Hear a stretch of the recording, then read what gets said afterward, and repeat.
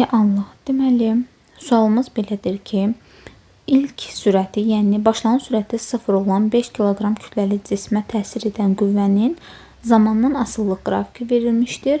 Buna görə cismin son sürətinin modulu neçə metr bölü saniyədir?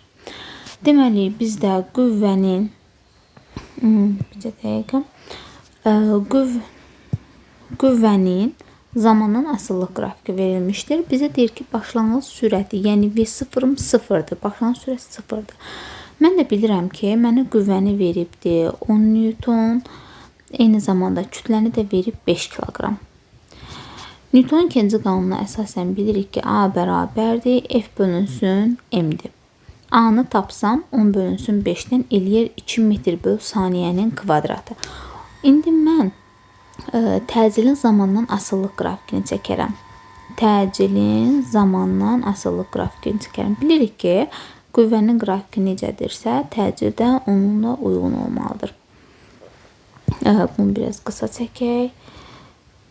Belə, daha sonra qüvvə azaldığına görə təcil də başlayır azalmağa. Hansı ki 2 saniyə, 4 saniyə. Burada təcili biz tapdıq neçə? 2. Bilirik ki, son sürətin düsturuna əsasən V bərabərdir, V0 üstəgəl AT-dir. Mənə deyilmişdi ki, V0 sıfırdır, başlanğıc sürəti 0 götürmüşdük. O zaman V bərabərdir, AT olar. Bilirik ki, sahə varsa, deməli fiqurun, daha doğrusu hasil varsa fiqurun sahəsi var. Onda AT-yə əsasən S fiqur da S trapesiyadır. Trapesiyanın sahəsini tapırıq. Hansı ki, alt oturacağı burada 8-dir. Alt oturacağı 8, üstə gəl, üst oturacağı 2, bölünsün 2, vurulsun H. Hündürlükdə bura. Yəni, burada belə 2. Onu bölərəm 2-yə, vuraram